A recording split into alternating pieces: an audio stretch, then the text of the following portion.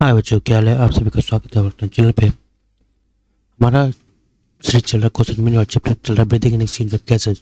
जो previous lecture था उस पर हमने इंट्रोडक्शन एंड ह्यूमन सिस्टम के क्वेश्चन किया। आज हम करने वाले हैं process of respiration and respiratory volume and capacities के क्वेश्चन। ठीक है, आई होप आप एनसीईआरटी पढ़ रहे होंगे, आप अपने सिलेबस कंप्लीट कर रहे होंगे और आप सारे जवाब देंगे। ठीक है, तो आइए देखते हैं। हमारा पहला क्वेश्चन है, which of the following is the first step in the process of respiration. तो रेस्पिरेशन प्रोसेस में 5 स्टेप इन्वॉल्व होते हैं। कौन कौन से स्टेप इन्वॉल्व होते हैं? वो है आपके breathing and pulmonary ventilation, diffusion of gases between the alveoli and the blood capillaries, फिर ट्रांसपोर्ट ऑफ गैसेस, फिर diffusion of gases from blood capillaries to the tissue and utilisation of gases by the cells. ठीक है, तो ये 5 step होते हैं। तो पहला स्टेप कौन सा है? वो आपका ब्रीदिंग और पल्मोनरी वेंटिलेशन। ठीक है, फिर अगला क्वेश्चन है, what happen during the diffusion of gases across the alveolar membrane. क्या होगा जब गैसेस का डिफ्यूजन होगा एल्वियोलर मेम्ब्रेन में? तो वो क्या होगा कि जो हमारा कार्बन डाइऑक्साइड और जो ऑक्सीजन हो, जो गैसेस वो क्या होंगे, एक्सचेंज करेंगे एल्वियोली और ब्लड से। ठीक है, यानी ब्लड कैपिलरी से। ब्लड कैपिलरी में तो ब्लड ही होंगे ना, तो हम ये कह सकते हैं कि oxygen and carbon dioxide exchange between the alveoli and the blood. Question, which step involve the movement of gases between the blood and tissue? Breathing, transport of gases by the blood, diffusion of gases between the blood and tissue या फिर T cellular respiration. तो कौन सा step involve है हमारे gases? तो आपका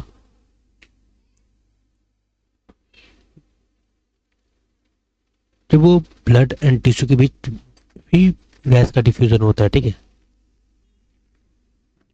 इन which step is carbon dioxide release as a result of catabolic reaction. हम देखेंगे जो 5 स्टेप थे, यानी पहला ब्रीथिंग और पल्मोनरी वेंटिलेशन, फिर डिफ्यूजन ऑफ गैसेस, देन फिर मूव ट्रांसपोर्टेशन, फिर डिफ्यूजन एंड लास्ट में आपका कैटाबोलिक रिएक्शन यानी cellular respiration of the gases. तो ये देखिए, in which step carbon dioxide release, वो हमारे सबसे लास्ट स्टेप में था। वो कौन सा स्टेप था? आपका सेलुलर रेस्पिरेशन, जहाँ पे utilisation of O2 by the cell और CO2 रिलीज्ड। ठीक है, तो आंसर क्या है इसका? T. What is the two main stages of breathing? Inhalation and circulation, inspiration and expiration, diffusion and transport, या फिर decontraction and relaxation। तो जो हमारा two main stage of breathing कौन सा है आपका? Inspiration and expiration. Inspiration occurs when intrapulmonary pressure is higher than the atmospheric pressure. Intrapulmonary pressure is equal to the atmospheric pressure. Intrapulmonary pressure is lower than the atmospheric pressure, या फिर there is no pressure difference। जो inspiration होता है वो कैसे होता है, sorry inspiration होता है वो कैसे होता है? अगर हम देखें तो जो हमारा एटमॉस्फेरिक जो प्रेशर होगा, जैसे कोई भी गैस कैसे डिफ्यूज करता है, high concentration to low concentration.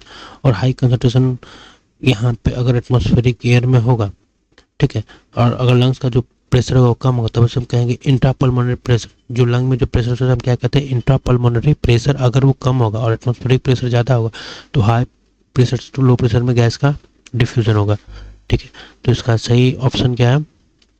Intrapulmonary pressure is lower than the atmospheric pressure, तभी हमारा इंस्पायरेशन होगा। ठीक है, which muscle are primary involve in the creating pressure gradient for the breathing. कौन सा जो मसल है जो प्राइमरी इन्वॉल्व होता है? Abdominal muscle, diaphragm, intercostal muscle, pectoral muscle या फिर smooth muscle of the bronchi. तो वो कौन सा मसल होता है? तो एक तो हमारा डायफ्राम होता है एंड इंटरकोस्टल मसल होता है। अभी डायफ्राम इंटरकोस्टल मसल कहाँ होता है आइए हम देखें। ठीक है, तो हम करते हैं डिलीट एंड देखें।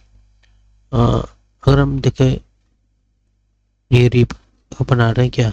स्टर्नम, और उसके साइड में बना रहे हैं रिप्स। ठीक है, ठीक है, और इसके बीच में जो हमारा क्या होता है? इसके बीच में होता है हमारा मसल, जिसे हम क्या कहते हैं? Intercostal muscle.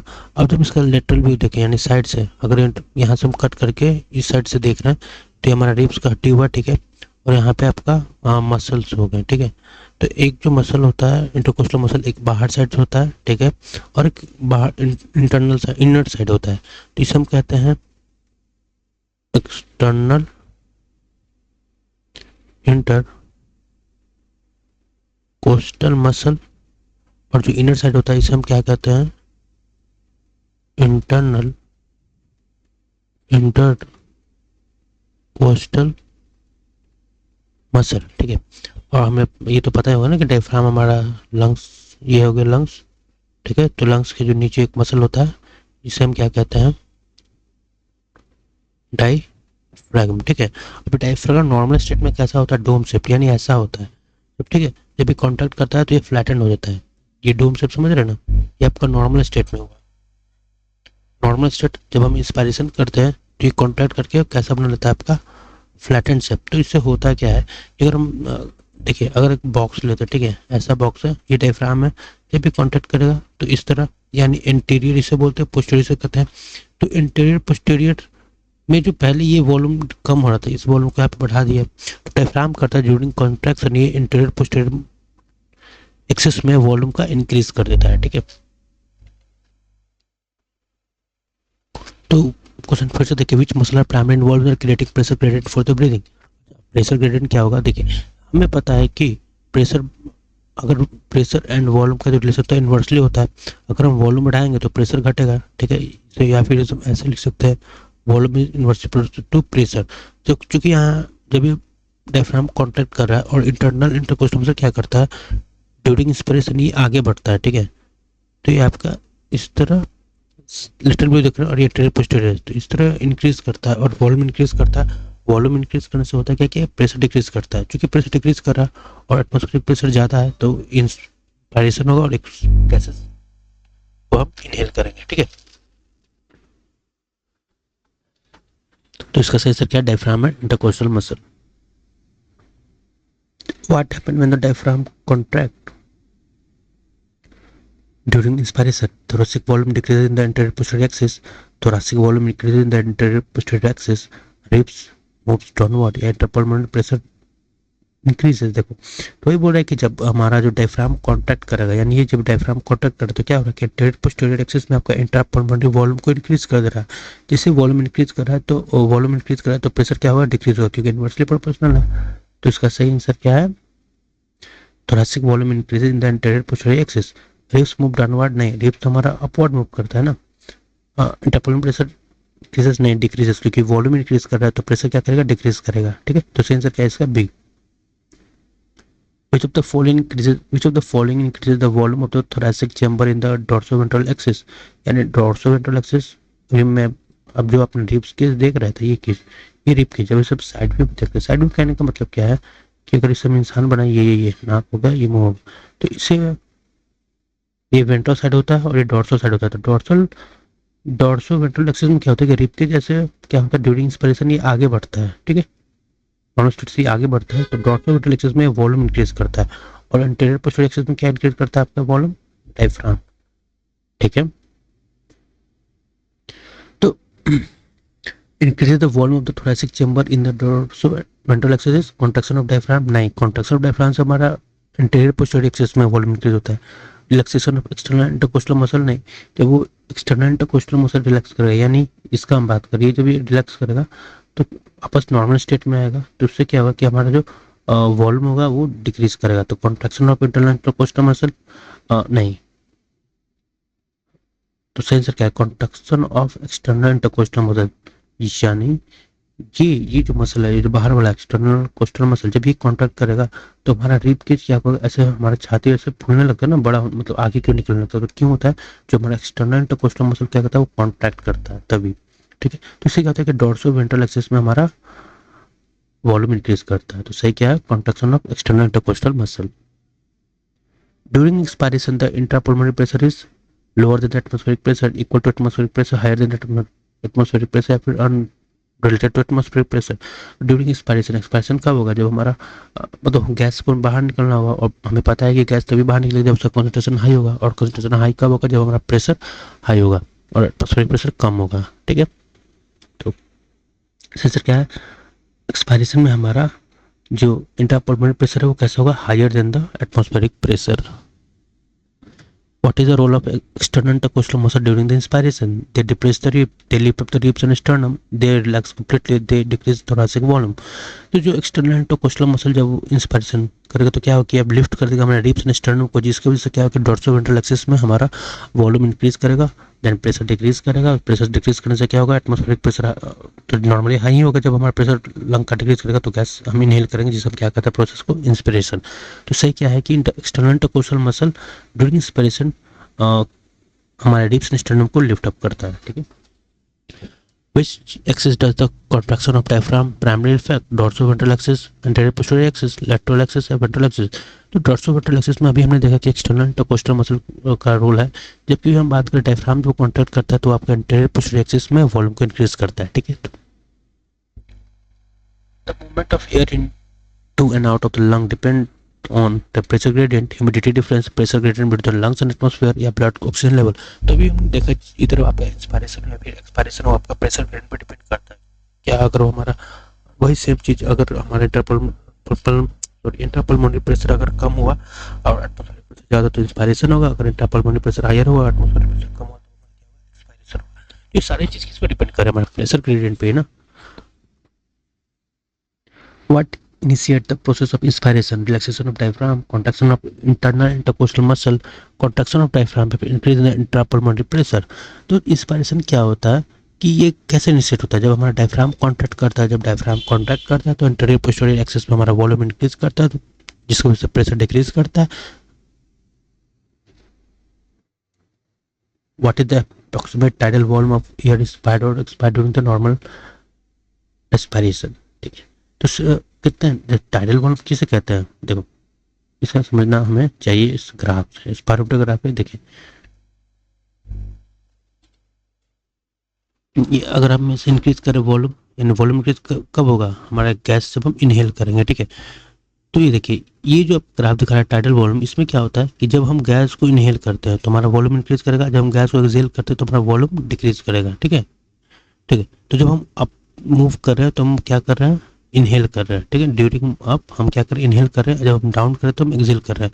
तो ये पूछ रहा है कि टाइडल वॉल्यूम इसे ही कहते हैं हमारा नॉर्मल, ये हो जाएगा आपका नॉर्मल इंस्पिरेशन और ये हो जाएगा आपका नॉर्मल एक्सपायरेशन। जैसे हम नॉर्मल सांस ले रहे हैं ना, उस दौरान होता क्या है कि 500 ml गैसेस आपका फिजियोलॉजिकल एक्टिविटी में इन्वॉल्व होता है। तो कितना होता है आपका? 500 ml। टाइडल वॉल्यूम क्या है आपका? नॉर्मल इंस्पायरेशन और एक्सपायरेशन, ठीक है। फिर पूछ रहा है कि which volume represent the amount of air person can inspire by forceful inspiration beyond the tidal volume. यानी फिर से हम देखें, देखिए यहाँ यहाँ तक तो हमने क्या किया कि नॉर्मल इंस्पायरेशन किया, ठीक है। अब हम और फोर्सफुल इंस्पायरेशन कितना कर सकते हैं और कितना वॉल्यूम गैस इंक्रीज कर सकते हैं? इतना इंक्रीज कर सकते हैं। तो इस पोर्शन को क्या करते हैं? Inspiratory reserve volume. इस पोर्शन को हम क्या कहते हैं? Inspiratory reserve volume. देखिए तो नॉर्मल ये हुआ आपका एक्सपायरेशन, फिर ये हुआ इंस्पायरेशन। अब और वॉल्यूम को इंक्रीज करना है तो हमें फोर्सफुल इंस्पिरेशन करना होगा। तो इसे तो हम टाइडल वॉल्यूम कह रहे हैं और इस पोर्शन को क्या कर रहे हैं? इतना को इसे हम कह रहे हैं इंस्पायरेटरी रिजर्व वॉल्यूम, जो कि हम फोर्सफुल इंस्पायरेशन करके हम इतने अमाउंट ऑफ एयर को इनहेल कर सकते हैं, ठीक है। तो which volume represent the amount of air can inspire by forceful inspiration beyond the tidal volume, तो इसे है इंस्पायरेटरी रिजर्व वॉल्यूम, ठीक है। जो कि इसका रेंज आपका 2500 से 300 तक होता है, 3000 ml। What is the average range of inspiratory reserve volume? 500 to 1000 ml नहीं, 1000 ml to 1500 ml नहीं, 2500 to 3000 ml, यस ये हमारा है इंस्पायरेटरी रिजर्व वॉल्यूम। इतना हम अमाउंट ऑफ एयर इंस्पायर कर सकते हैं आफ्टर नॉर्मल इंस्पिरेशन, ठीक है। Which volume of air remain in the lung after forceful expiration. अब देखो फिर से हम ग्राफ में जाते हैं, देखिए अब हम यहाँ पे एक्सपायरेशन नॉर्मल इंस्पिरेशन यहाँ कर रहे हैं, इंस्पिरेशन एक्सपायरेशन, अब यहाँ एक्सपायरेशन कर दिया, अब फोर्सफुल एक्सपायरेशन ये कर दिया, ठीक है। मतलब फोर्सफुल एक्सपायरेशन ये अमाउंट ऑफ क्या करो गैस निकल गया। तो कितना अमाउंट ऑफ गैस अभी भी हमारे पास बचा हुआ है? तो ये तो अभी भी बचा हुआ है ना।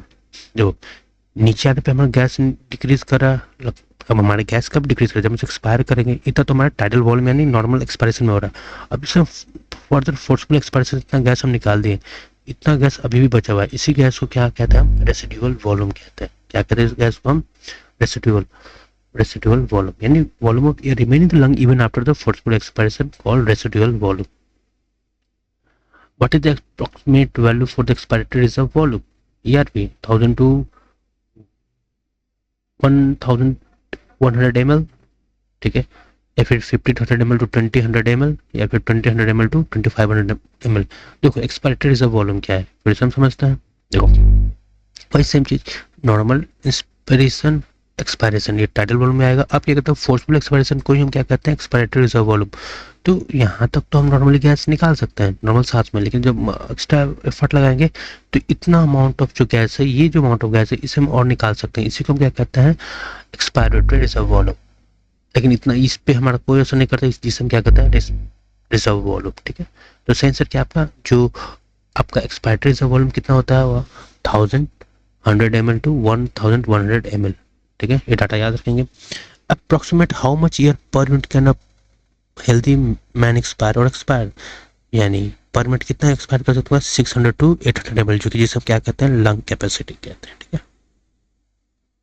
6000 ml टू 8000 ml या फिर 6000 ml टू 8000 ml या फिर 6 litre to 8 litre per minute human man can inspire or expire.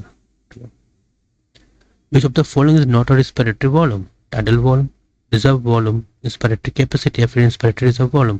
देखो जो कैपेसिटी होता है वो क्या होता है डिफरेंट रिजर्व वॉल्यूम को कंबाइन करके फॉर्म करता है। ठीक है, जैसे टाइडल वॉल्यूम तो नॉर्मली है 500 ml, रेसिडुअल वॉल्यूम जो हमारा amount of volume of gases which can not be expire even after the forceful expiration. Inspiratory reserve volume हम आफ्टर टाइडल वॉल्यूम यानी आफ्टर नॉर्मल इंस्पायरेशन हम फोर्सफुली और कितना air को इंस्पायर कर सकता है, जबकि इंस्पायरेटरी कैपेसिटी क्या है कि tidal volume plus inspiratory reserve capacity इन दोनों का कॉम्बिनेशन है। तो कैपेसिटी हमेशा डिफरेंट रेसिडुअल रेस्पिरेटरी वॉल्यूम का कॉम्बिनेशन कहलाएगा। तो सही आंसर क्या है इसका C, which of the following not respiratory volume inspiratory capacity. What is the main difference between tidal volume and the inspiratory reserve volume? Tidal volume is during forced inspiration, नहीं तो ऐसे काट देंगे। Tidal volume is the during normal breathing और inspiratory reserve volume is additional air after the normal inspiration। सही। If a person take a deep breath after a normal inspiration, what volume is being utilized? यानी deep breath लेना, tidal volume, inspiratory reserve volume, residual volume, inspiratory reserve volume। देखो फिर से मैं graph में जाऊँ तो इतना तो आपका नॉर्मल ब्रीदिंग में वो क्या किया, इतना हो क्या कि नॉर्मल ब्रीदिंग में आपने इतना गैस को इनहेल किया। अब क्या करेगा फिर, अब जो ये अमाउंट ऑफ वॉल्यूम है इसको क्या करेगा फर्दर इंक्रीज कर सकता है, फोर्सफुल इंस्पिरेशन करेगा या फिर हम उसे कह सकते हैं डीप ब्रीदिंग। तो सही क्या है इंस्पिरेटरी रिजर्व वॉल्यूम को वो after normal inspiration deep breath से और वो अमाउंट ऑफ वॉल्यूम गैसेस को इनटेक कर सकता है। Which volume ensure that the lung do not completely collapse even after the maximum expiration? Tidal volume, inspiratory reserve volume, expiratory reserve volume या फिर residual volume। तो देख हम जब फोर्सफुल एक्सपायरेशन कर रहे हैं तो ये अमाउंट ऑफ गैस हम निकाल रहे हैं। ठीक है, तो अभी भी हमारे पास लंग में कितना वॉल्यूम गैस बचा हुआ, ये रेसिडुअल वॉल्यूम। यही रेसिडुअल वॉल्यूम क्या करता है हमारे लंग के कोलैप्स होने से बचाता है। ठीक है, which pulmonary capacity is defined as the total volume of air a person can inspire after a normal expiration। यानी which pulmonary capacity बोला है different volume different respiratory volume combine करेगा, तो which pulmonary capacity is defined as the total volume of air can a person inspire after normal expiration। ठीक है, यही अगर आपसे फिर समझते हैं तो हम देखने वाले हैं कैपेसिटीज के बारे में। ठीक है, तो अब बोल रहा है कि जब नॉर्मल एक्सपायरेशन किए तो यहाँ तक ये गैस निकल गया। ठीक है, अब क्या करेगा एक टाइडल वॉल्यूम को इंस्पायर कर सकता है और फिर इंस्पायरेटरी कैपेसिटी वॉल्यूम को इंस्पायर कर सकता है। यानी जो इस पूरे पोर्शन को हम क्या कहेंगे फिर इंस्पायरेटरी कैपेसिटी। तो इंस्पायरेटरी कैपेसिटी में क्या क्या इन्वॉल्व है, एक आपका टाइडल वॉल्यूम और दूसरा आपका क्या इन्वॉल्व है इंस्पायरेटरी रिजर्व वॉल्यूम, यानी ये पोर्शन। तो नॉर्मल एक्सपायरेशन में यहाँ पे होगा, फिर हम नॉर्मल इंस्पायरेशन करेंगे, फिर डीप ब्रीथ करेंगे यानी हम फोर्सफुल इंस्पायरेशन करेंगे, तो इतना अमाउंट ऑफ एयर को हम क्या कहेंगे इंस्पायरेटरी कैपेसिटी। तो which pulmonary capacity is defined the total volume of air person can inspire even after normal expiration। तो नॉर्मल एक्सपायरेशन के बाद उसे नॉर्मल इंस्पायरेशन करना होगा एंड जिसे हम टाइडल वॉल्यूम कहेंगे, और फिर उसे इंस्पायरेटरी रिजर्व वॉल्यूम यानी फोर्सफुल इंस्पायरेशन करना होगा, तो उसे दोनों कंबाइन करके क्या फॉर्म करेगा inspiratory capacity. What does inspiratory capacity IC include, तो टीवी प्लस आईआरवी अभी हमने देखा। Functional residual capacity FRC include, ठीक है, TV plus ERV plus RV, IRV plus RV या फिर TB प्लस ERV। अब देखो फंक्शनल कहते हैं जो हमारे ब्रीथिंग में इन्वॉल्व होता है, इधर फोर्सफुल हो या फिर नॉर्मल हो, ठीक है।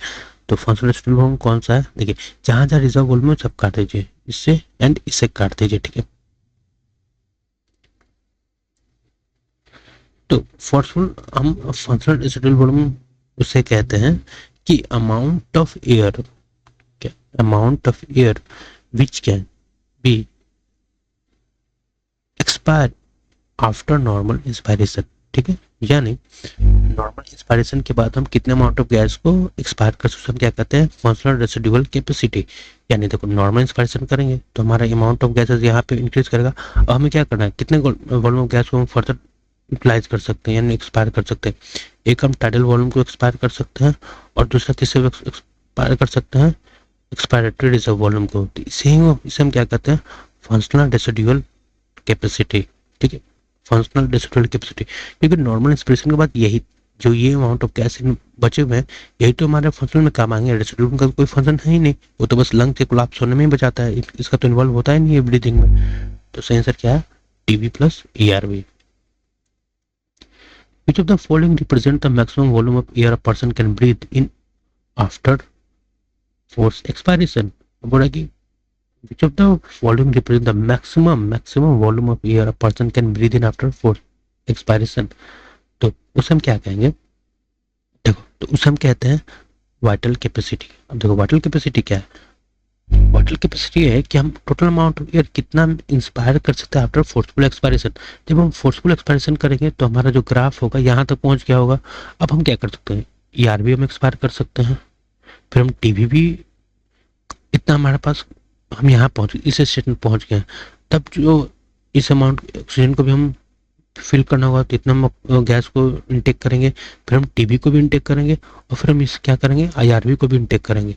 तो मैक्सिमम में इतना एयर तो हम इनटेक करेंगे ना, क्यों, क्योंकि फोर्सफुल एक्सप्रेशन में हमारा ग्राफ कहाँ डाउन हो गया है यहाँ पे। अब हम क्या कर सकते हैं, नॉर्मल स्टेट में आने के लिए पहले हमको अपना ERV को बढ़ाना होगा, ठीक है। ERV कैसे बढ़ेगा, जब तक यहाँ पहुंच गए तो जो हम गैस को इनटेक करेंगे फिर हम टाइडल वॉल्यूम को भी इंस्पायर करेंगे और फिर हम फोर्सफुल इंस्पायरेशन भी करेंगे, ठीक है। तो ये सब मिला के क्या बनाता है आपका वाइटल कैपेसिटी। तो वाइटल कैपेसिटी क्या बनाता है आपका, inspiratory reserve volume, tidal volume and expiratory reserve volume. ये आपको क्या बनाता है आपका वाइटल कैपेसिटी, ठीक है। तो वाइटल कैपेसिटी में क्या बनाता है, inspiratory reserve volume, tidal volume और एक्सपायरेटरी रिजर्व वॉल्यूम। जबकि हम बात करें फंक्शनल रेसिडुअल वॉल्यूम क्या बनाता है, फंक्शनल रेसिडुअल वॉल्यूम क्या बनाता है आपका tidal volume plus ERV, expiratory reserve volume.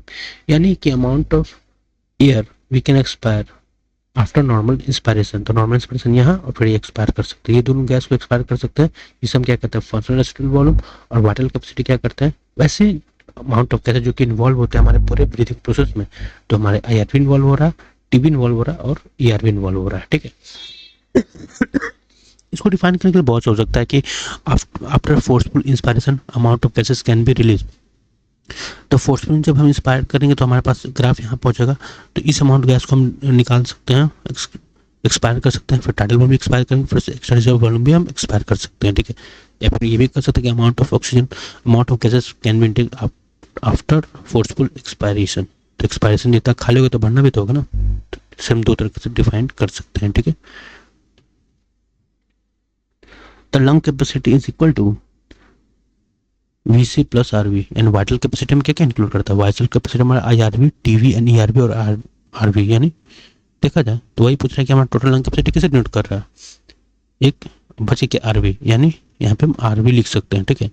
Residual volume plus, ठीक है, मिटा रहा हूँ यहाँ पे ताकि यहाँ समझने में आ सके। तो टोटल लंग कैपेसिटी क्या हो जाएगा आपका, RV तो ये बना और VC तो हम इसे समझ ही रहते हैं, total lung capacity VC plus RV लिख सकते हैं। या फिर हम इस दो पोर्शन को क्या लिख रहे हैं, इस पोर्शन को हम लिख रहे हैं functional residual capacity plus residual volume plus IRV, ठीक है, ये IRV ये बचा ना। तो इस तरह हम डिफरेंट को ब्रेक कर सकते हैं, हमारा कॉन्सेप्ट क्लियर होगा तो, ठीक है। Expiratory capacity is the sum of tidal volume and expiratory reserve volume. Tidal volume and expiratory reserve volume. Expiratory reserve volume and expiratory reserve volume. Residual volume and expiratory reserve volume. तो expiratory capacity किसे कहते हैं? इसे कहते हैं कि हम अपना नॉर्मल इंस्पिरेशन कितना अमाउंट होगा उसको हम रिलीज आउट कर सकते हैं. देखो तो वही फिर से हम चीज़ नॉर्मल इंस्पिरेशन करेंगे तो हमारे पास गैस हम यहाँ पहुँचेंगे. अब हमसे एक्सपायर करना तो इस अमाउंट ऑफ गैस को हम एक्सपायर करेंगे तो इसे हम टाइडल वॉल्यूम कहते हैं. फिर फोर्सफुल एक्सपायरेशन करेंगे तो इसे हम ERV कहते हैं. तो ये दोनों कंबाइन करके क्या फॉर्म करेगा आपका एक्सपायरेटरी कैपेसिटी. ठीक है, तो क्या हो जाएगा tidal volume plus expiratory reserve volume. After normal expiration, the volume of air remaining in the lung is called. Then after normal inspiration, the volume of air remaining in the lung is called functional residual capacity, expiratory capacity, inspiratory capacity, vital capacity. तो after normal expiration, ठीक है, देखो normal expiration करेंगे तो ये normal expiration करेंगे तो हमारे पास एक्सपायरेटरी रिजर्व बचेगा और RB बचेगा. तो जिससे हम क्या कहते हैं तो आप कमेंट करो. ठीक है, बढ़ते हैं नेक्स्ट क्वेश्चन की ओर. Which capacity cannot be measured directly by the spirometry because it includes residual volume. तो हम कौन सा ऐसे कैपेसिटी को डायरेक्टली मेजर नहीं कर सकते जो कि हमारे रेस्पिरेटरी वॉल्यूम को इंक्लूड करता है. तो क्या आपका इंक्लूड करता है टोटल लंग कैपेसिटी में तो रेसिडुअल वॉल्यूम आता है ना, तो हम डायरेक्टली मेजर नहीं कर सकते हैं. If a tidal volume is 500 ml, IRV is 3000 ml, ERV is 1100 ml and the residual volume is what is the vital capacity. तो vital capacity हमारे tidal volume IRV ने ERV इंक्लूड करता है जबकि RV इंक्लूड नहीं करता. जब हम tidal volume vital capacity को इंक्लूड करेंगे यानी ये TV IRV ERV को ऐड करेंगे तो कितना आएगा आपका 4600 ml. Which pulmonary capacity is important for the preventing lung collapse during the breath. तो वो है आपका, अब बताओ कौन सा है. कमेंट करो ये दो ऑप्शन जो मैंने दिया, दो क्वेश्चन के ऑप्शन को आप कमेंट करें. हम मिलते हैं नेक्स्ट लेक्चर में. Thanks, stay motivated.